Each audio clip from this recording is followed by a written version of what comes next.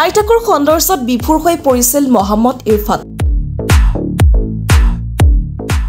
21 বছৰীয়া যুৱকজনৰ ঘৰ হাৰিয়ানাত পৰিয়ালৰ লোকে এতিয়াই ইৰফানৰ বিয়াৰ কথাও ভবা নাছিল কিন্তু ইৰফানে বিয়া পাতিবলৈ কৰিলে ইচ্ছা ঘৰতে তেওঁ কইনাও পছন্দ কৰি পেলালে যুৱকজনে কোনেও নভাবা এটা কাম কৰিলে তেওঁ আয়েকক কইনা কৰি লৈ পাতিলে বিয়া দেশৰ ইতিহাসত সম্ভৱত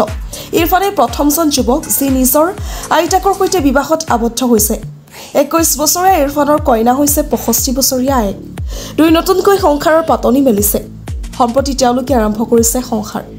65 বছৰীয়া আইতাকক ঘৰৰ পৰা ইৰফানে পলুৱাই নিছে দেউতাকৰ বাধা অমান্য কৰি ভাড়াঘৰত আইতাকৰ সৈতে বাস কৰিছে ইৰফানে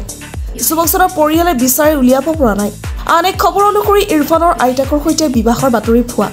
কিন্তু পৰিয়ালৰ সূত্ৰই এই খবৰ সত্য বুলি দাবী কৰাৰ ফলত দুদুল্যমান পৰিস্থিতিৰ সূত্ৰপাত হৈছে ইৰফানে শাহুৱেকক পলুৱাই নিয়া বুলি তেওঁৰ মাতৃয়ে দাবী কৰিছে হাৰিয়ানাৰ গ্ৰামাঞ্চলৰ মুছলমান যুৱকজনে এতিয়াও পঢ়ি আছিল তেওঁ শিক্ষা জীৱনৰো সমাপ্ত হোৱা নাছিল সেই সময়তে আইতাকৰ প্ৰেমত মতলীয়া হৈ পৰিল ইৰফান